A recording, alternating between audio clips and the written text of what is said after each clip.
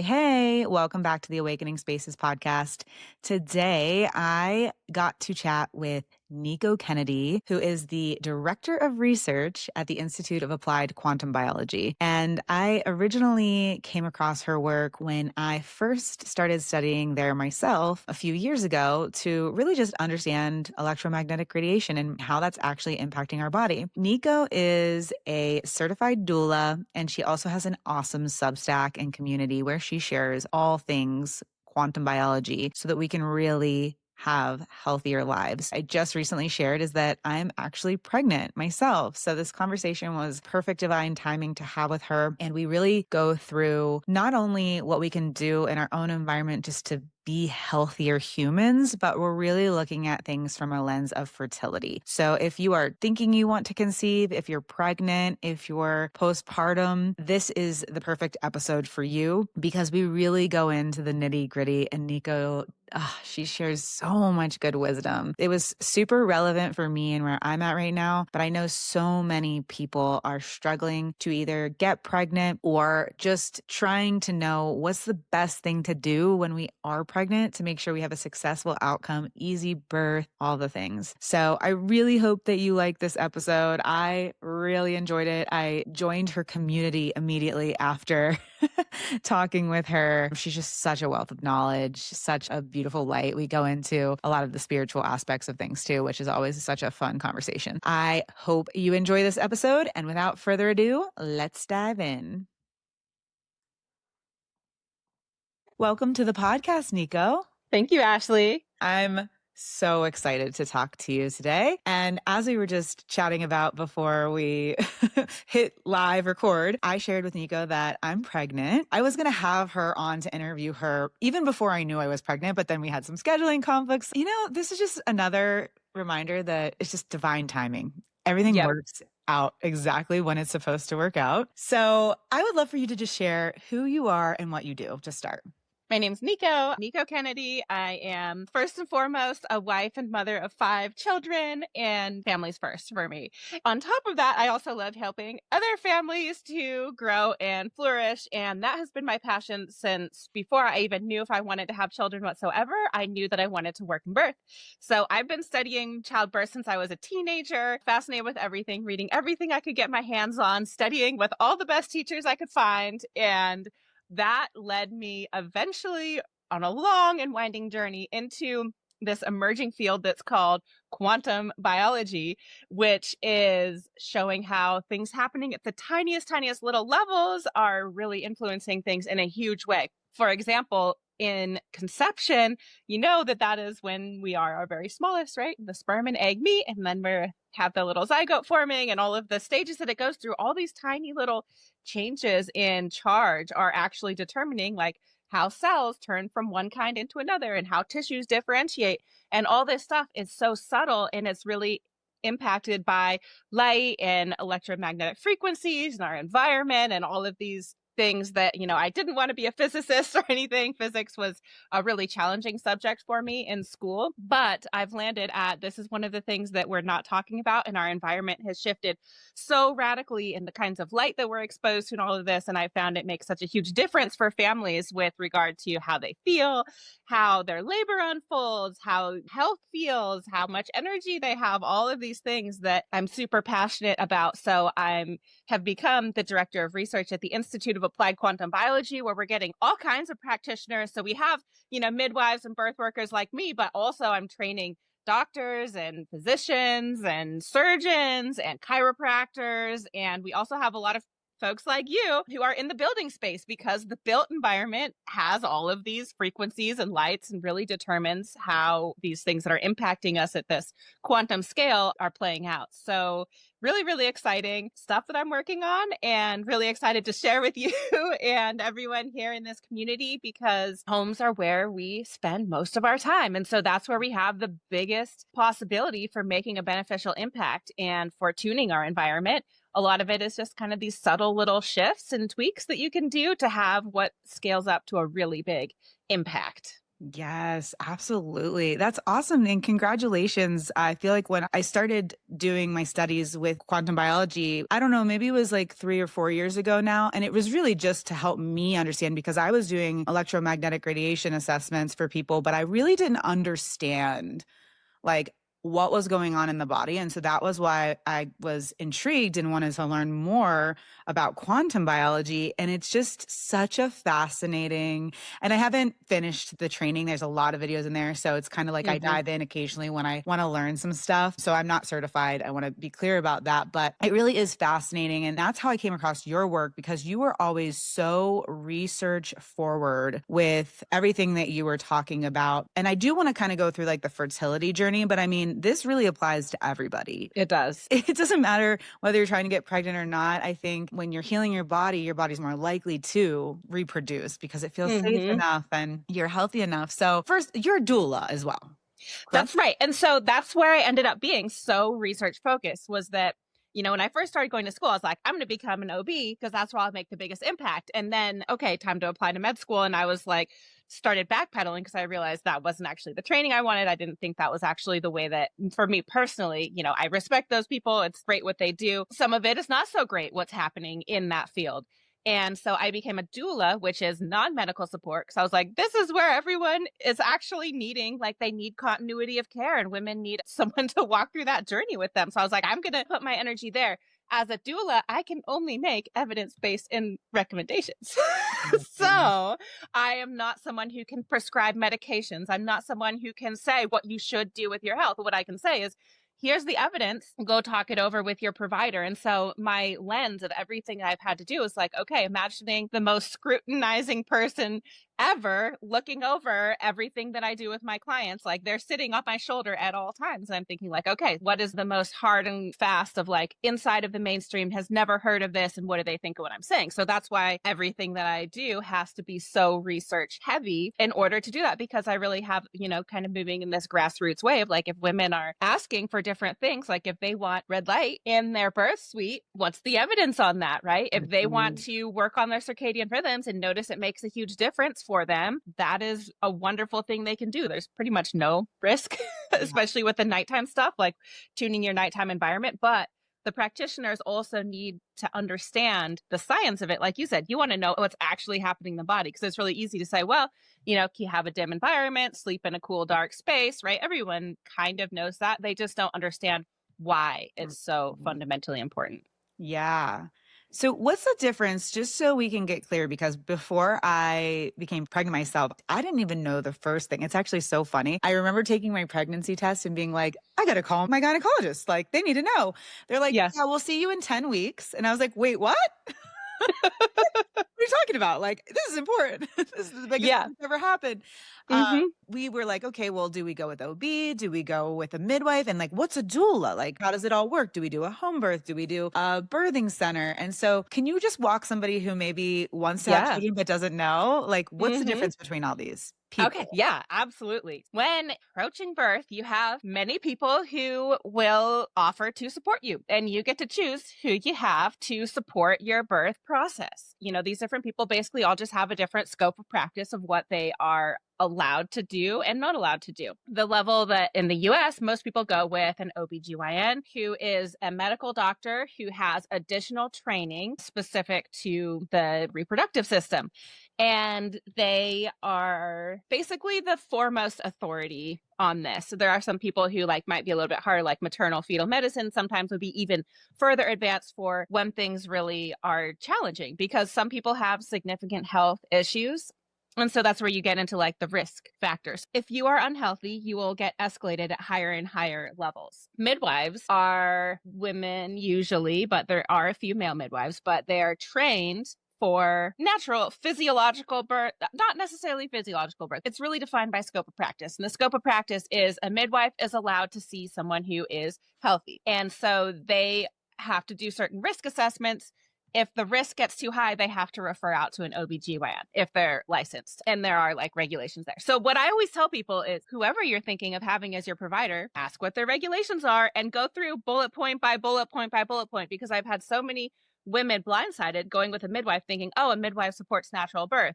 And then they hit into one of those risk factors. And then the midwife is like, I'm sorry, you have to transfer care. Bye. And then sometimes that happens during labor. Sometimes it happens at the end of pregnancy. Sometimes it happens early on, right? Because their scope of practice doesn't allow them to work in what's called high risk. That gets deferred to the OBs and maternal fetal medicine. Doulas are outside of that. And the great thing about having a doula on your team is a doula can support you no matter what your level of risk is because they're a non-medical provider. So the caveat is that, like for me, like certified doula, I'm not allowed to attend women who don't have a qualified medical provider. So it's all into scope. So some women are birthing with traditional birth attendants who are not licensed. And here in Oregon, I can support a woman who's birthing with a traditional midwife because Oregon's laws allow for traditional midwives. But in certain states that don't allow traditional midwives, if I were to be in that space, then I could be considered liable or out of scope. And then if a woman is birthing alone, then doulas are technically not supposed to support those women because we aren't medical and birth has been kind of conceived as a medical event. So it's really a scope question there. And that's part of why I always recommend for women to get a doula if they are hiring licensed professionals, is those licensed professionals might shuffle them around. And even if you're like, but wait, I want that midwife. And they're like, well, sorry, your blood pressure's too high. You can't have her. But you'd still be able to have your doula when you change brackets of care, right? It's become a lot bound up with scope and regulations that Yeah. are defining the boundaries there. Yeah. For example, I have a midwife in the state of Colorado. All of our midwives have to be licensed. Mm-hmm. Then you would be able to come in and act as a doula. Yeah. And do you do virtual or in person, or how do your Mm-hmm. services specifically work with that? I mostly do prenatal and postpartum consultation at this point because there's so few people who understand about circadian and quantum health, especially how it specifically applies to this area. So I train doulas, midwives, massage therapists, all kinds of people personally. I'm starting to have a network I can refer to. We have lovely women in Spain, lovely women in Canada. Like we have people around who I can refer out to who do in person. And locally, I do in person when it is just the right fit. Having 5 children at home, everything has to line up just perfectly for me to be able to attend a birth. Virtually, however, it's actually a lot more possible. And so I have actually done a bit of virtual doula, which then I can be on the phone and FaceTiming with people in the birth suite anywhere in the world, which is Yeah. kind of cool. And so obviously there are very much limitations to that. But for my clients, I've been told that it has been very helpful. We had a lovely woman recently. She was having her 4th baby, and her husband hired me to support them through the birth because she'd had 3 children, and every single time she'd gotten the epidural, and she was like, I really want to have a natural birth. So we got her natural birth. She didn't get the epidural, and she was so proud of herself because every single time she had caved to it, it had been too intense for her. And I'm sitting there on the FaceTime saying, you could do it. You've got this. You know, you look Yeah. so beautiful. Supporting. Yeah. Yeah, exactly. So virtual can work out. And then I also have courses in group communities. So I do group doula care through my Substack. So there I have calls most months where we all get together as a circle, and then you're meeting other women who are in some stage or another there. So lots of ways to work with me depending on, what kind Yeah. of support you want and need. I will be working with you in some capacity. I'm really excited. Everyone should hear this as well. But Mm-hmm. I was definitely like, how can I work with you? Um, Mm-hmm. okay, so let's just walk through the life cycle of birth and fertility and trying to get pregnant. And I think I've never seen anything work better for my health than getting on a consistent light routine. I Mm-hmm. had very irregular periods for a very long time. I talk about this a lot. This was what introduced me into light. And actually, it was Sarah Kleiner had like a 30-day challenge. And Yeah. I did her 30-day challenge. And I was like, holy crap, my periods are 28 days on the dot after 28 days. And they were like 45, 50, Yeah. very long. And it's just always been that. They've been Yeah. consistently inconsistent. Yeah. And I was like, whoa, that was when I revamped my whole entire space. I was like, I got to go deep. Once I learned one thing, I'm like, I'm going in. And then Yeah. I joined a quantum biology collective, and then it all changed for me. So if somebody is trying to get pregnant, what do you recommend they do? Mm-hmm. And maybe let's talk about this from 2 different lenses. Like someone who just maybe doesn't necessarily have health issues or anything, but they're just trying to get pregnant. Does that change if someone's been trying to get pregnant for a really long time? Mm, yeah, definitely. If general health and you just want to be healthy and all of that, definitely working on circadian rhythm, which is the main factors there that you're looking at are the primary one is your light and temperature. And then the secondary biggest one are your meals and meal timing. So getting those two things. And then after that, there's like exercise and your social rhythm, sound, right? So there are certain things you can do immediately that are very low hanging fruit. If you live in a very urban environment, a lot of people do, and a lot of the signals are just not happening. So one of the simplest things you can do is your thermostat, turn it up a little bit in the day so that it goes to the mid 70s. And then turn it down at night so that it goes down to the mid 60s. And just making your temperature swing a little bit more rather than keeping it a static, which people hate because they're always like, but that will make my energy bill go up. And I'm like, I know that it will, but your body will love it. You'll be more productive in the day. It's a little bit warmer. It's easier to move around and everything. And, you can see it in the productivity research. Productivity is higher, like at 76 degrees, I think. Oh, interesting. So, anyways, a lot of offices will keep it super low. And then likewise, the daytime. A lot of jobs are super, super quiet. That's when your body wants to be awake and social in the daytime. So, cranking up the thermostat a little bit, turning on some music, right? Like doing different things to make your daytime a little bit warmer and noisier. And then obviously the light part, making it brighter. So getting brighter lights, taking light breaks outside, all of that. Then it makes the nighttime is easier to sleep because you've actually had the social stimulation, the noise stimulation, the temperature stimulation, moving, taking a walk Mm. after lunch, right? All of these kinds of things that make your day just a little bit sparklier to make your night then is more cool, calm, quiet, right? You're intimate, right? You're not seeing strangers. And that's part of the challenge of people scrolling on social media Yeah. at night is then you're seeing a bunch of strangers, which puts your body into a very different state. Nighttime is for intimacy and safety. And so you never would have a stranger in your bedroom, Interesting. right? Yeah. And so but if you Wow. have the TV on or social media, you're seeing strangers at a time your body is like, right? Like at this minor level, even if you have the red screen on and all of this stuff, like there's very different things going on to program all of our systems. So to have this polarity Yeah. between day and night. So increasing that polarity. And then likewise with food is a really big one. Most people are skipping breakfast Mm. or lunch, right? Working through that time and then eating in the evening. So that late night eating is where the signals are inverted.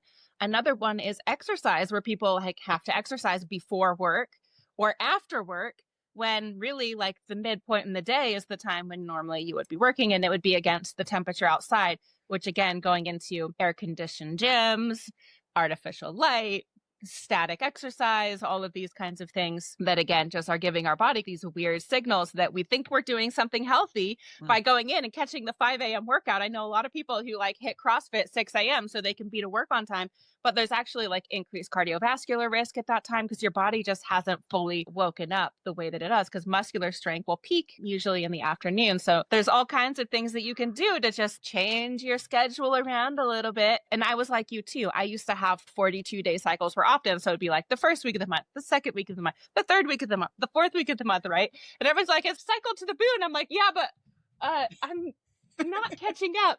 Yeah. You know. You know. Yeah. And then likewise, my cycle settled right down once I figured out Yeah. the things to do with my light and environment and these little shifts, which it can seem kind of overwhelming. But ultimately, once you get into the flow of it, you're like, oh, why would it be any other way? Yeah, truly, truly. Like you start to notice like natural energy coming through, and like I was happier and more energetic. It really changes your life in so many Mm-hmm. ways. And you're like, Yes. wow, we stick ourselves inside these square boxes, these gray, square, flat boxes that resemble nature in no way. And we shut all of our windows and we don't open them up. And like, it's really, really crazy. So, how long would it take if somebody were to make these changes? Let's say they've been trying to get pregnant for a little while and then they make Mm-hmm. these changes. Have you worked with people where they like get pregnant within a cycle or two cycles, Mm-hmm. or how long? Yeah. Oh my goodness. It really does vary. Be completely honest about that. When people are like, what's your main advice for that? Like, definitely working on those foundational stuff is important. But the main thing is, I'm like, are you reaching out there? Are there any babies around there that want to be born to you? Are you in Oh, communication with them? I really find that there's a soul connection and that people invite their babies in. And then that is when it happens. And that it's definitely like a balance, right? And that's not anything that I've read in the research anywhere. And I'm not a fertility specialist, but I just find it time and time again that that is how it works more than the physical. But I am happy to help people. And like, you have Wow. to lay the foundation right for everything to happen. And it's good for, husband and wife to both participate. I find there's a lot of, when it is physical, there's often the circadian rhythm is regulating the endocrine system, and the endocrine system is regulating fertility and metabolism. So there's oftentimes metabolic issues, especially with the reversible infertility. I mean, it's often that women are either carrying too much excess body fat, which stores a lot of hormones. So then it takes a while. You have to slowly taper off that weight a little bit to get the hormone suppression coming out of the stored body fat, because it has a lot of endocrine toxins and stuff in it.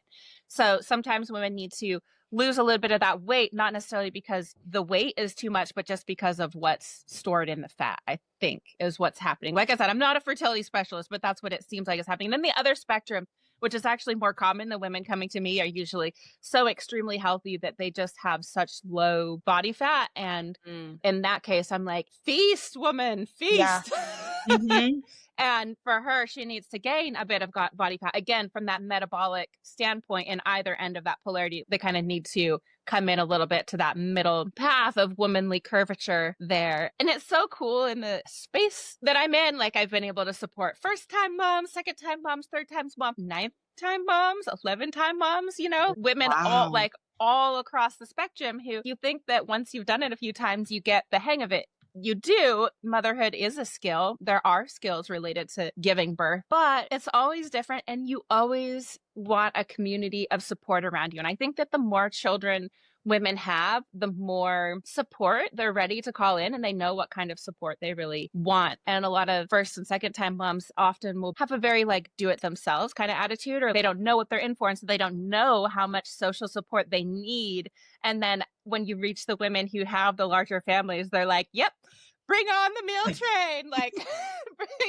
Yeah. Come on. I want to talk with you about this. This is different than what I've experienced before. And I've experienced a lot of things, and this is new. Do you have any insight, Yeah. Oh, I love that. I want to touch back on this soul because it's so Yeah. funny when we are scrolling how our algorithms start to show us things. And I am a spiritual person, but I'd never I guess we kind of did. So it was interesting. Before we got pregnant, we knew what the name of our child was going to be. We were like, oh, we know the name of our child. We're calling him in. And I was like, it's going to be a boy. But mostly I said that because I did actually go to a psychic once and they were like, you're having a boy. And I was like, well, the Yeah. psychic told me I was having a boy. So in my mind, I'm having a boy. Yeah. Yeah. And it was always just kind of like a joke, but I actually am having a boy, which is kind of crazy. But anyway, that's besides the point. My algorithm keeps showing me these accounts where people are talking about that. Like, hey, Yeah. if you're struggling to get pregnant, actually start calling in the soul of your child. And so you said that you see that a lot where people Yeah. start to do that. Talk to us more about this, because that was really the first time I had ever heard someone say to call them in like that. Mm-hmm. Well, I have seen that it works and is effective and is maybe overlooked, and that women who have babies often will be able to talk about that. Like, they have been in communication with the soul of their child, sometimes for years before, sometimes immediate, sometimes during the pregnancy, the relationship evolves. There was a woman, her stuff is all kind of taken down now, but I have some photocopies that my midwife sent to me about prenatal parenting and talking about communicating with your child. This might be part of the mechanism, is that it raises your oxytocin level while you're doing that, which is totally modulating everything, but your reproductive system too. So in terms of, like I said, I don't think there's a mechanism, but I'm like, well, one of the mechanisms might be that when you're doing that soul connection work, it's pure love between you and this being, even if they don't even technically exist in the physical yet, you have this pure love that is your body being able to do that. Your emotional receptivity to the pregnancy increases thereby. So that is so beautiful. And it's just so cool because it makes sense. Because even before we were about to try, we hadn't even officially tried, and we were talking about this son that we had that didn't even exist, that we didn't even try for yet. But we were starting to just try to get comfortable with the idea, because I was never somebody who was like, I want to be a mother right away. I never really knew. I always felt like, oh, I still need to do this before I can be a mom, or, just Hmm. all these things we put on ourselves. And now I look back and I'm like, oh, I wish I would have got started sooner. Like, Yeah, yeah. but anyways, that's just really, really beautiful. And I love that there's a spiritual aspect to it. So when we're trying to get pregnant, we can be doing these different lifestyle shifts, obviously working on our health. Do we need to eat more? Do we need to gain weight? Do we need to lose weight? Bringing more duality into our lives. What are some Mhm. things that pregnant women should do to have a healthy pregnancy? Healthy pregnancy begins in preconception, but it's never too late to start. I always share that with people because they're like, oh no, I did so many things so wrong. I'm like, it's okay, just start now. It generally works very quickly. Like you said, doing 30-day challenge made such a huge difference in your life. Honestly, even just a weekend can make a huge difference. And you see that in the literature too, where they'll do in Colorado, actually, is where they were doing this. They did a series of camping studies. They're like, oh, let's measure people's circadian rhythms while they go out camping away from artificial light, because they would send them on a camping trip with no artificial light and track what happens. And so a week would be like a total reset, and you can get like, I think over 70% of the way there just with 2-day weekend trip of no artificial light. Wow. One of the biggest things is the artificial light. And I know so many women, especially women who are miserable in their pregnancy, they get freaked out. And so then they're scrolling their phone in the middle of the night is a really common pattern that I hear from women. They're like, oh, I was doing that because the phone gives us this sense of we could find out the information. So you get this worry. And then rather than consulting your intuition or practicing some self-soothing, you're seeking that information. And this is the way that right now we like get so much information through our eyes and our visual center. But like I said, that then is exposing us to strangers and exposing us to EMFs and exposing us to this light that makes our body think it's daytime. And then it's really hard to get back to sleep. So sleep is so important because implantation relies on melatonin. So if melatonin's messed up, it's way harder for that implantation to happen. Everything about your baby, all of the major everything happens in the first trimester. So one of the cool things about once you get into the second trimester is then it's possible if your whole life goes to crap in the second trimester or whatever the mysterious things, like there still could be minor birth defect, especially like in the neurological systems, but any major birth defect happens in the first trimester because that's when the body's first forming all of these, the fingers and like all of these things that's so magical, all of the organ systems. So like placental development and heart development parallel each other. It's one of the first very important things. And congenital heart defects are, I think, very much the most common congenital abnormality, right? And that's happening right in that very beginning stages of pregnancy. So the best thing you can do in the first trimester is rest, rest, rest, rest, rest. Like for me, I think we were talking about doing a podcast even, and I was early pregnancy. I had to put all of my podcasts off. I was like, I can't do any extra screen time, no unpaid work activities because all of my energy needs to go into rest. I'm always like, I wish that we had first trimester rest for moms because if rest doesn't happen in the first trimester, it. You're just coming through the end of this stage where you need your rest. Everything about your body is screaming at you to rest. Take it easy. Don't try new foods. Don't meet new people. Don't go to strange places. No. Like sleep through the afternoon, right? Your body wants to nap. It wants to rest. It wants to cuddle. It wants to be safe. So facilitating that is actually extremely important for all of everything that's happening to happen in the way that it needs to. Very calm, very safe, very melatonin, oxytocin rich time.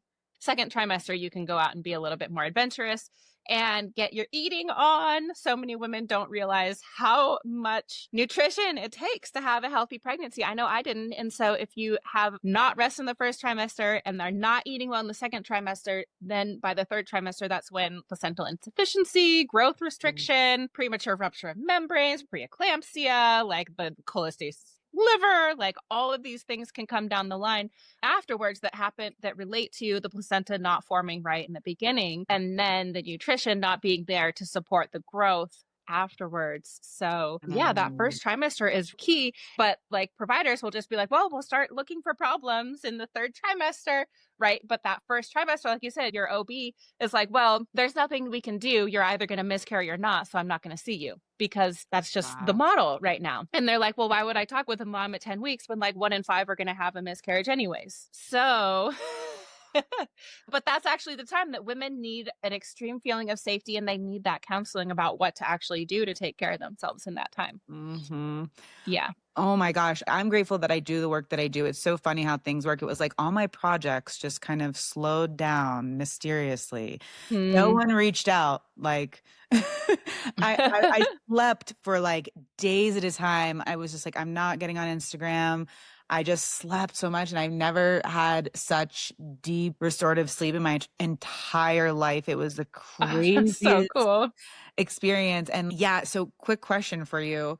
Yeah. I would have the most intense dreams. Like, Mhm. I mean, crazy, crazy, crazy dreams. Yeah. Like all my worst fears. But they weren't like nightmares, but it was like mostly like dreams that my partner was cheating on me. Like, is that a Yeah. normal thing? Yeah.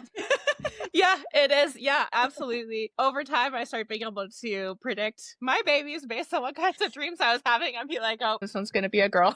Like, oh, Oh, this one's going to be a boy because of the quality of my dreams and what kinds of crazy things were happening in my dreams. So, all kinds of, yeah, crazy dreams. That is definitely part of it. The placenta starts kicking out all of these different hormones, including melatonin. So, your melatonin is going to continue climbing and climbing and climbing all the way until the moment of birth. You could look at the graph and it's like normal melatonin, birth, and then it drops down like this. And that's where postpartum is so tricky with the crash because the placenta is going to be giving melatonin that goes both directions. The placenta's melatonin goes for the baby and it also goes for you, the mom. It's an antioxidant, it's a hormone, it's doing all kinds of really, really important things. And it's a really key player in the development of healthy pregnancy. When you look at women who are having challenges, even women who go post dates tend to have lower melatonin at the end of their pregnancy compared with women who go into labor at the expected time. And then likewise, you see low melatonin associated with that preeclampsia and gestational diabetes and all of these other interesting. things that are so common. So, yeah, definitely, I think the melatonin plays a big role in that dream cascade because your body's just Mhm. running so much more of it. And then I think also part of it is the emotional nervous system work of getting you ready to become a mom. And so, yeah, it's really common. Women will like have stories of like past lovers or, whatever, like the grief, like them coming and then like going on. And like, yeah, all of this Wow. wild stuff happening that is giving you some emotional space to get ready because every time you become a mom, and I can say this, I've become a new mom 5 times, and every single time you get reworked and become a new person. Wow. There's parts of it that are just new, and it's not like everyone always talks about the first time mom, but it's like it also happens again every single time. You're reborn every So time. yeah, absolutely. Yeah. You're birthing your baby and you're also birthing yourself as a new woman. And I think that the dream world definitely is part of that. I did a polyphasic sleep series of classes last year or early this year.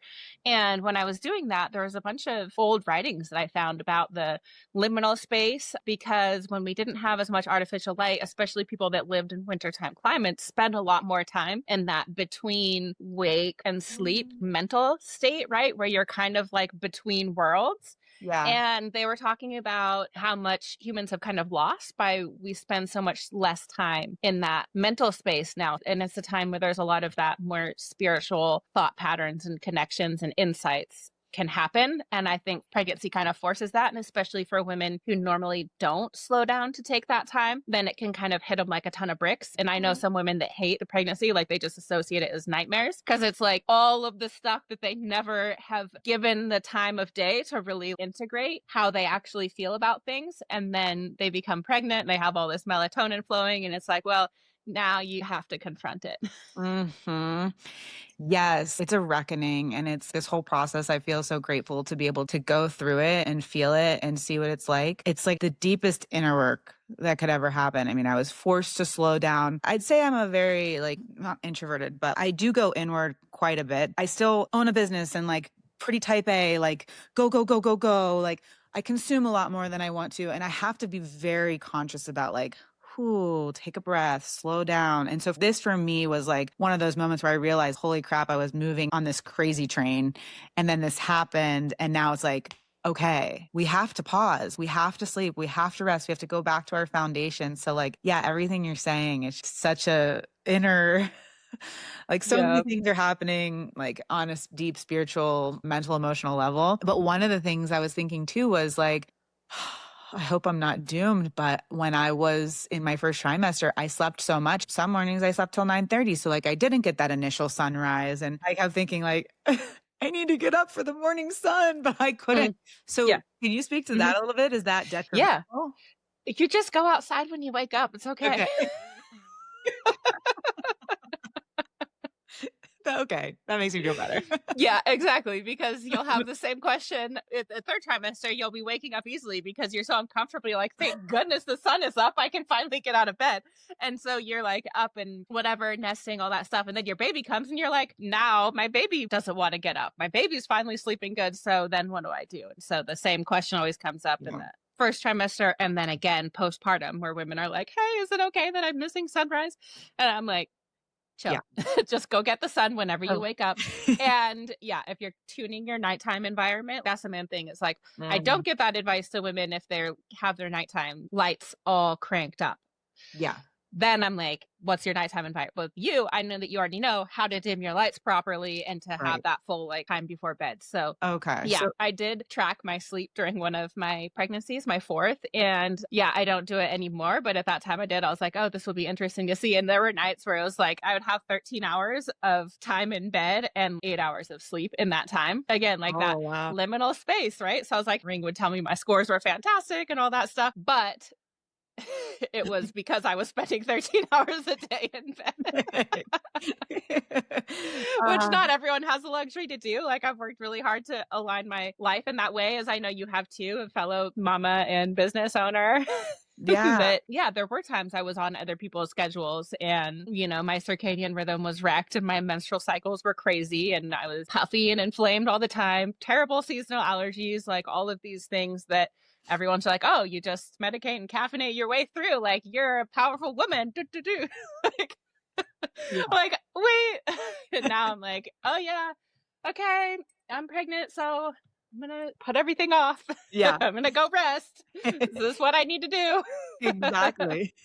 Yeah, which wasn't an overnight story, but over time, figuring out how to make that possible. As women, we only have this one period of our life that we even can have children. So it is Yeah. worthwhile to prioritize and all of that. I had my first when I was 23. Wow. And it was kind of like the first of my friend group to have children and all of that. And now I'm hearing more and more women, I think, that are kind of pushing back against that. And I'm starting to work with a lot more younger moms. I mean, moms of all ages. Because, like I said, a lot of those women who are coming to me for support with, they're already have had many children and now they're like, oh, can I still get pregnant? Yeah. That later stage, like, is my fertility going away? Is it unsafe to try? Can I still have a baby? And yeah, Yeah. there's always so many questions and things to learn. I'm still constantly learning. Like I said, I've been studying birth for 20 years now. And I'm still learning new things all the time. I learn from all of my clients every single time there's something new about it. And so that's one of the big things when we get to the point of talking about how childbirth itself. I'm like, there's Yeah. always something surprising about it. And so, like, how can we set everything up to try to make room for happy surprises, right? Like, we have this Mhm. in so many of like the myths and fairy tales of old that if you like try to control for everything and don't invite a little bit of chaos, then chaos will force its way in. And Mhm. so I'm always like, how can, looking forward to it. And when I'm choosing my people that I would have support me at my birth, I'm like, I want the one whose laugh I like because I want to hear us all laughing. Yeah. That's the visualization I look for like after the birth, if we're telling the story, like we're all laughing about it. And what, I don't know what we're going to be laughing about, but there's going to be something that was really funny. Yeah. Yeah. Yeah. Oh, I love it. I love it. Oh my gosh. I feel like we could do this podcast for like 3 hours. Oh, yeah. Probably more than that. Okay. Real quick. I want to go back to the nutrition piece. Hmm. First try. My midwife mentioned to me that like it was okay that all I wanted to do was eat child foods like carbohydrates and all the things I normally never eat because you actually get your first trimester nutrients from preconception. Do you know anything about that? Yeah, so your nutritional needs will ramp up over the pregnancy. So in the beginning, you don't need a whole lot extra energy. What you need is a whole lot of extra rest. Yeah. You need that extra rest and sunshine also. Like first trimester sunshine is so important. So you know that you're getting energy from your environment. So protecting from non-native EMF is a good one. Also, like one woman that was having this most terrible morning sickness, she was like non-functioning because her morning sickness was so bad. And I was chatting with her, and over the course of our conversation, I sent her my epic guide to morning sickness post, which I'm actually going to be doing an update on soon. So that's a good one. It's right on my homepage of my Substack. But she read it and she was like, oh my gosh, Nikko, I didn't even think about this, but my bed is on the same wall that the opposite side of the wall has a smart meter on. So she had her husband scooch her bed across the bedroom because I was like, you need at least 10 feet of space, like at minimum. So like, we got it. We scooched the bed across the bedroom and I hated it, but I ate a can of sardines. I threw it right up. But after that, I ate another one. And then she started drinking some kefir and making this little whey drink that I recommend because it supports glutathione, which is an antioxidant. Morning sickness relates to your oxidative stress level. And then she was like a new woman and she made it through, and it was, like. Wait, so this is on your Substack. Do you have like guides for eating? I mean, it's too late for me. My first trimester was, I'm trying to recover right now. But it was crazy. Like I was coming from like a really heavy, high protein, some semi-carnivore diet before I was pregnant to looking at the steak my husband made and being like, I can't, don't even put that in front of me. Yep, definitely. The first time I was pregnant with a boy, actually, I went through that. And it was the weirdest thing, but I was just like, no meat whatsoever. And I was raised vegetarian. So it's like often, but with my first, when I got pregnant with my daughter, which was right after my husband had convinced me to start eating meat because I was having all these health troubles. He's like, seems like you need to eat some fish. I'm like, okay. And then I was like, oh, lo and behold, like I can walk without pain. Yeah. Oh my gosh. And I was like, wow, I've never felt so satiated in my whole life growing up vegetarian. So with my daughter, like that was before I even knew I was pregnant. I was like, I think I want to try sausage. Like, I think I need to eat a sausage. And that was something that like never would. And you know what else I need? We need to go to the oyster bar because I need raw oysters. And you're like, don't eat raw seafood in pregnancy, which turns out is not evidence-based. But yeah, so with my first, I was like, give me sausage and raw oysters. I love it. And so then when I got pregnant with my son, it was so surprising that I was like, no meat whatsoever and no fat. I couldn't handle any fat except for bacon grease, which is kind of like, it was the weirdest thing. And so all women are like, they're always like, yeah, food is so weird. And, you kind of learned about your child because like with that first, I could not handle olive oil. Like olive oil was just the grossest thing ever to me. And I didn't recover the ability to enjoy olive oil until she was weaned. And then when she grew up and like was able to talk, if there was olive oil, she was like, no, keep that away from me. And she's like a teenager now and she still is like, okay, like a little bit, but I don't like it, like she still doesn't like it. So, wow. But that like came through to me. I couldn't handle it while I was pregnant. It tasted horrible. So I do have lots of guides inside of my Substack. I've written about all kinds of things and I want to do more writing about food because that's my favorite thing to talk about. I'm going to link all your Substacks and like all the everything for people who are listening. I'm going to dive into that too. I cannot wait to search. On there, one of the things I have is like the perfect hollandaise sauce recipe because like eggs are so good and you need that choline for your baby. And there's a traditional Chinese wisdom to eat 6 eggs a day when you're pregnant or breastfeeding. And that turns out to be the recommended level of choline by the latest nutritional standards. So there's all kinds of super cool syncs with the traditional wisdom of what people have figured out naturally to do. Yeah. And then like the science coming around to validate it, just like the need for rest and spending time outside and all this stuff. Yeah. So I actually have high iron. Yeah. Everyone wants to talk about pregnant women with low iron. And I am like, well, what about us gals who can't donate blood? I don't have hemochromatosis. I've checked for like different genetic things, but for some reason I have high iron, which could be because I was eating tons of elk and bison and venison before I got pregnant. I don't know. What are your thoughts on that? Because now I'm finally craving meats again, but I'm trying to limit the high iron rich foods. You mentioned oysters, which I love. I was like, I don't feel like I should be eating oysters right now. What are your thoughts on that? There's like an axis of your iron and minerals over here, and then you have your calcium phosphate over here that are like going like this. So if you are trying to reduce your body's absorption of iron, the easiest way is to add more dairy. But I don't know if you can digest dairy. That's interesting because my first trimester, I was having aversions to meat and I was like yogurt, cottage cheese, like Yep. cheese, milk. Like I'm like, and I don't Yeah. usually eat dairy. Yeah. It's so funny, like our Yeah. bodies Your actually body knows know. what to do. Okay. So you think I should Yeah. just up the dairy for now Mhm. and while Mhm. I'm pregnant? Yep. Yeah, definitely. Wow. Get kefir grains and make kefir at home because Hmm. kefir, the grains, it's a combination of it has the microbes similar to yogurt, but it also has yeasts. And so the nutrient profile in kefir is just amazing, huge amount of B vitamins. That's one of the other things that I've experienced. And I've talked with other women who've experienced this too, that when they started fermenting their own kefir at home and drinking that their morning sickness, like, see you later, morning sickness, bye. Yeah, I read that B vitamins help. Hmm. Yeah. Yeah. Yeah. Where So do you kefir is there. where do you get those? Like, where would I go to do that? We do have a farm where I can get raw milk and things like that. I wonder if Hmm. they would have that. Possibly. You can ask around in your community. I was super blessed. One of my friends has a little goat farm and she had kefir grains that they had actually overwintered because, goat farms, they stop making milk during a certain time of year if you don't breed them in a way. So she had a really vigorous batch that she gave to me and I've now given to like all of my friends. And I was like, hey, you want to start fermenting kefir? So if you live here, I'd be like, here you go.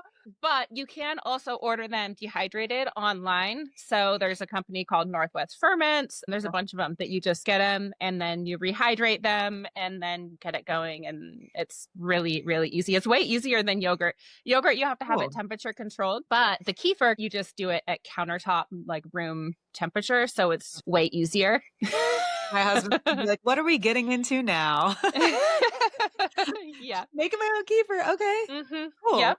All Mm-hmm. right, I will definitely be doing that. So come over into the membership and we do this every month. Like we all get together as girls and chat about all of the things. It's just an Perfect. open free for all of I like know. sharing and learning. Yeah. Definitely going to be in the membership. I'm joining today, so just Yeah. stay tuned for that. Everyone who's listening, who's trying to have a baby, come join me. Yes. What about like the actual delivery, like birth? You Hmm. mentioned bringing red light in. Are there things like when we get to that point in the pregnancy where we are about to deliver, or we're actually doing it at home or even in a hospital? I guess I'd like to Hmm. talk about two things like home birth environment and hospital environment. Hmm. We're planning a home birth, but for somebody who can't or isn't doing a home birth, they're doing a hospital birth because there's so much you can't control. And Hmm. how does that Yeah. environment impact the delivery? Think back to the beginning of this conversation when I was describing about what our days and nights should be like in the hospital. Bright lights, strangers, weird noises. Yeah, good point. It's really difficult. It's really, really difficult. I've given birth one time in a hospital. It took me 49 hours to relax into being able to do it. All of my home births is like 12 hours. Wow. Yeah, that's my pattern. But the most important thing is to go where you feel safe. So I've also known women who were having home births and it was like they were going through the opposite of me, where they were going like on and on and on for days at a time. Finally, the midwife's like, okay, we're going to transfer you to the hospital. They transfer the hospital and instantly have their baby. It's autonomic. So you can't control it. You have to ride Yeah. the wave. And so whatever makes you feel safe. And the challenging thing is you don't always know what that is because we put so much blinders over our fears. So a lot of Mhm. times we're going into birth and we don't even know what our actual fears are. Mhm. And then that's why, we get to meet ourselves anew every time we give birth because there's always something to do there. So like, Wow. make room for happy accidents. So you could even look into the research and be like, the higher the caseload, the provider, basically the jumpier they are, the more bad things they have seen. And so the more likely they are to want to intervene and things. So there's that social element where if your provider has a high caseload, they're just going to be more stressed. They're more likely to have been freshly traumatized by something going wrong. And so they're going to be more on the lookout for that kind of thing. Mm. But what can you do if you are in that position where you think that that's the best place to birth? You can bring a red light panel that's effective and they won't have any problem with that. Everyone I've talked to that has tried that has said that it's been fine and they haven't had any pushback from their providers about that. Is good for helping with the pain. Yeah, putting it like on your back. Mm. You want to bring some things from home so you have some home safety things. You want to keep the lights low. There's an element of circadian timing to childbirth where mediated by melatonin. So contractions tend to pick up in the night, labor onset. But then there's another thing. There's like a lot of women who have a strong pattern of afternoon birth, which is actually when our pain tolerance is highest and our muscle strength is highest, right? So it's a common pattern to have labor begin like in the wee hours in the morning and then birth either with sunset or sunrise. I mean, a lot of women birth at sunrise, a lot of women birth in the afternoon. For me, I tend to birth at sunset. I've had a couple babies born in the middle of the night. My hospital one, because that was when everything was finally calm enough and everyone was like gone. There was like that hush. So I was like, okay, now. Wow. Yeah. And so, yeah, my OB's like, oh, you snuck the baby out, huh? Like 49 hours here. And then you had to do it when everyone was asleep. Like, yeah. Yeah. So yeah, like I said, the surprise things. Then when it comes to a home birth, you have so much more control over the environment and who's there. I always tell everyone, and this was advice that was given to me, if you need to, just kick everybody out. Yeah. Because you want a feeling of safety and privacy. A lot of women, if there's a particular person in the room, they will not be able to birth. So I'm always like, look around and your birth team, if you want to give them a hug and if you give them the hug and you feel that rush of warm oxytocin, then that's like, yep, they're on the team. And if you feel like you couldn't hug that person or like you have aversion or that they're not going to like give you that flood, then like, nope, they're not on the team. Yeah. Yeah, Yeah. it's a very social event. And then, you know, darkness is good. Generally, even if the lights are all on, a lot of women, when they get to the end, will end up like covering their head with a blanket or like giving themselves and making a little cave or tunnel that gives them that feeling of safety and privacy and blocks the light so that their melatonin can flow and do its work. Because melatonin is a pain mediator. And then I could go on and on about all of the other side of things that are also like the trance element, the like potential for ecstatic element, or like all of that, the spiritual downloads that people get. What's the neurobiology going on there? Because yeah, the neurotransmitters are doing stuff. We always hear about the birth hormones, but then the neurotransmitters also play a big key and it's all a big dance. Well, that was going to be my next question was, what do you recommend a woman do to prepare mentally and spiritually and emotionally? Because I feel like it's a mind game. Something I've been doing is going outside and really trying to get cold and uncomfortable. Like I burned my hand the other day and I was like, okay, lean into this, try to chill, Ashley, because like this is nothing. And then I got a paper cut. Like all these little things keep happening to me. And even in acupuncture, my acupuncturist stuck a needle in. It's never hurt ever. And it hurts so bad. And I was like, okay. Like, so I'm trying to like prepare myself in that way, but what would you recommend somebody do? So the intensity, definitely leaning into it because the way out is through it. A lot of women, and I definitely can say that on my labors that have been longer rather than shorter, they've been the ones where I've been like dancing away from the pain. Like, oh, I'm just like, what? What? Oh no, I'm back into it. No. Yeah.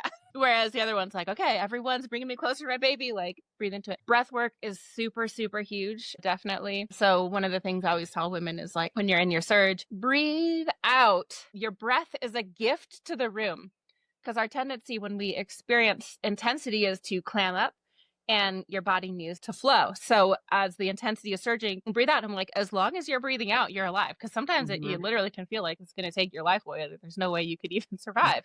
But if you're breathing out, you are alive, you're surviving, you can handle it. So practicing that long exhale, that's how you can just like get through. You can ride the surge, like no matter how intense everything feels, as long as you're breathing out, you're alive. And it's a gift to the room. I'm like, when you're breathing in, you're taking, when you're breathing your breath, that is a gift. So give that gift. There's a connection like between how relaxed your lips are and how relaxed everything down low. So a lot of women also know about horse lips for certain stages. Yeah. Yeah. Because again, that's also like you're blowing out. So it's really like the exhale is the important part. Your body will breathe in as much air as you need. You don't have to try to breathe in, but you do have to remind yourself to breathe out and to fully exhale your lungs. So that's really where the key to managing everything with grace. And, you know, some women are afraid to vocalize. And we've always talked about this too. Like some of our babies we can birth and it's totally quiet and other babies are going to come out with a roar. And So like being ready for that is something that, because sometimes very demure women are suddenly like they need to swear and roar and like it's very raucous, and other times it's like they're totally silent and it's just like a breath, and like it's always just so different. And I think there's a dance with the baby too, and how the baby wants to be born and who the baby wants to be there. Their energetic field definitely is attracting and pulling people, and I've heard that from a lot of women too, where suddenly the midwife was unavailable and this total stranger came, but it was the perfect thing and it couldn't have happened any other way, and it was like, that was the baby that like Yeah. like like divine timing and all of that Yeah. that we were talking about, like all of that mystery definitely comes into play, and there's a lot of cool things So that can cool. happen. Yeah. So cool. Oh, I'm so Uh, happy for you going into it. I It's know. wonderful. I'm so excited. I'm so nervous. I thought I'd be more scared for the delivery piece, but I'm just trying to be so open of like, okay, whatever comes, comes. Yeah, this is gonna be painful. Like lean into it. You've got this. I think as women, it's such a great opportunity for us to really like show our power and see what we're really made out of. The thing I'm most excited is like, all right, face my fears. Like, what am I really made out of? Like, I can do this. Hmm. um, Yep, but you can. Yeah. yeah. So, okay, I want to end kind of on this like one last little piece. In your experience of 5 children and all the women that you've worked with, what can mama and baby be doing from an environmental standpoint? Any trends or things you've seen that like, oh, Hmm. this helps them sleep, or Yeah. what do you Yep. got for us? Yeah. Okay. First, golden hour is so important. So the immediate time after birth, it is so lovely if everything can just be calm and mama can greet her baby and establish breastfeeding like before taking baby away to weigh them and measure them and all this stuff, right? So the immediate postpartum is really key. The placenta delivery is something that people don't always think about. They push their baby out and then the placenta needs to come as well. And so that is something that I think gets rushed in the mainstream, like model of everything is based on this need for everything to be quick. And that's an area where I see a lot of women's birth, like everything's super fine. And then that placenta brings in a whole nother layer of everything. That's when you like have the concerns of hemorrhage and all of those kinds of things. So the way that placenta delivered happens, I think plays a huge role, because that's also when a lot of providers will get freaked out and then give an extra shot of Pitocin, which can challenge things, or introduce another medication. And then they like tell the mom she can't nurse yet until that medication is through her system. And so there's all kinds of things with placenta delivery. We could do a whole podcast about, like I said, this could easily be a 3-hour podcast. But anyways, really protecting the golden hour. And then from there, like establishing the breastfeeding relationship. There's some beautiful videos of the breast crawl where they put the baby on mama's belly and like it will find its way up to the nipple. So then there's the colostrum coming through the circadian programming. Once the placenta's out, it's not making the melatonin anymore for the baby. So now it's getting it from the mom's breast milk because it doesn't really synthesize its own melatonin. So a lot of like the hormone profile of the circadian rhythms coming through the breast milk. For moms that end up pumping, if possible, give day milk in the day and night milk at night. Can Mm. help to entrain baby circadian rhythm. Wow. Yeah. That's Um, huge. yeah, it is. And like you were talking about getting the milk from the farm, for you, when you're getting milk from a farm in a jar, that was all collected at the same time. So it all has a circadian profile in that milk that you're drinking. Whereas when you buy the milk from the store, it's pooled. So it's like all of these different cows and all of these different times of the milking all mixed together. And so you're actually getting like this mixed signal from dairy at the store compared with when you're buying dairy from a farm where it's Wow. integral. So, So interesting. exactly. Yeah. That's a side tangent, Another but podcast episode. yeah. But then there's the lie-in period. So around the world, it's traditional to have the mom be protected from having to do chores or go out or see strangers, all these things for the first 40 days. So that's like about 6 weeks. And that time is so important for mama and baby. And so the recommendation is to have that be a nice warm space where you're fed and nurtured, and your only job is to snuggle with your baby and get into the breastfeeding relationship. And for that time, I often recommend women just try not to use very much artificial light, because you ideally are dropping into more of a polyphasic sleep rhythm. Like that's the time where you're like sleep when baby sleeps. Mhm. And if you keep a dim environment, like if you have a window, that's fine, like opening the window and all that, but just using red light and not using the bright overheads will allow you to sleep with your baby around the clock and can keep that higher melatonin profile because you have to keep in mind the placenta is gone. So your body's been used to having a really, really high level of melatonin. And then with that placenta being gone, now you're suddenly back down to a normal, but it feels really low there. And so if melatonin is low and you have the artificial lights, it can do this like cortisol overdrive. So a lot of women experience a lot of anxiety postpartum from not doing a proper lie-in and all, the processing of the birth and Not doing not a having, proper, what was that oh, word? Line? lie in. Lie in. Oh, like Yeah, lying in. lie Okay. in. Yeah, lying in bed. Yes. Yeah, lying the 40 days, Yeah. spending the months. Some cultures called it like a confinement, which I think makes some women be like, no, I'm like going to get right back up to it and get right back to work. So the entire time that you're still bleeding after birth, if you still have lochia, then you should be spending most of your time resting, napping a lot. And then once your lochia does finally dry up, that's when you're like, okay, now it's time to start being more diligent about getting outside for sunrise, introducing baby to the light, starting to build up their solar callus, all of that kind of thing, Mm. right? So that's like after, once you're done bleeding, then you start to reintegrate with the world. But a lot of women are more like, oh, after the first week, they're trying to get up and still be doing everything and taking walks and all of these things. Like if you really need to, you can. But the tradition says that it's easier for all of your organs and everything to heal up if you spend that full time resting. So there's in the US, they'll have like an abbreviated one. So I'm like, at minimum, they'll do like a 5-5-5. So 5 days in the bed, 5 days on the bed, 5 days near the bed, right? And so that only ends up 15 days. So like 2 weeks, which is a third of the time Mm. that traditionally you would give to a woman after her baby comes. So, Wow. yeah. And if think back to like more primitive cultures too, living in huts even or something like that, where you have a baby and the women probably aren't coming out where the rest of the community is. They're probably sheltering more so Yeah. inside. So like you're saying that first 40 days, like it's okay if we don't really get out that much. Hmm. Even if it's like midday, you're like, no need to really get out and get in the sun even. Yeah. For that first beginning time, yeah, you want to stay in your Wow. den and Cool. stay warm and stay fed and stay safe. And I don't push moms to be getting out. And that's one of the challenges with C-section is you can't really do that because the risk of getting adhesions is really great. So C-section moms actually necessarily need to get up and start walking faster than moms who have a vaginal birth. Oh. Yeah, that was something that was really interesting about that mom that did her fourth baby with me and was able to avoid doing the epidural. And the thing that she said, she was like, Nikko, it was actually so much easier postpartum because I didn't have to have a catheter. Oh, And when you get the epidural, you have to have a catheter because you lose control of your bladder. So then afterwards, you have to heal from having had a catheter. She was like, so much better. yeah. Holy crap. There's so many nuances to all of it. Like this whole conversation, there's just so many different scenarios and things Hmm. and approaches. And that's why Yeah. like joining your community is going to be absolutely amazing. I think anyone listening, a community like this, I think is so invaluable going through this because, like you said, you never know what's going to come up. Yeah. Okay. I've loved this so much. So I have my one last question I end all my podcasts on, and that's really just kind of going into like, is there anything that you've gone through in your personal life? This could be about motherhood or not motherhood, just anything that you've been working through in your inner world emotionally, and just like an area where you feel like there's been growth where you want to share that wisdom with others. Oh, sure. Yeah. Right now, the thing that I'm really working on, and I actually write this down in my journal every single morning. Right now, there is more than enough time. I'm like, sometimes it'll have a slight variation, like, there is enough time for me to do what I need to do.